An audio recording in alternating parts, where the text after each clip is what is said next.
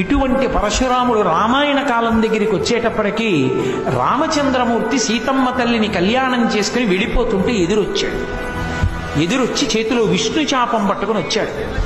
దశరథం ఎంత అంటే సమయం లేక నేను తగ్గించేస్తున్నాను. నిజంగా ఆయన వస్తుంటే పరశురాముడు వశిష్ఠాది మహర్షులు చూశారు. రామచంద్రమూర్తి యొక్క సైన్యం అంటే దశరథ మహారాజు గారి సైన్యం అంతా స్పృహ తప్పిపోయింది.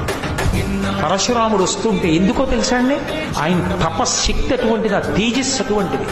ఆ ధూళికి ఆయన వెలుతురికి చూసి పడిపోయారు వాళ్ళు. ఆయన నిజంగా వచ్చి నించున్నాడు జటామండలంతో, శివుళ్ళ. ఆ వాల్మీకి మహర్షి అయితే త్రిపురాసుర సంహారం చేసిన పరమశివుళ్ళ ఉన్నాడని ఉపమానం చేశారు.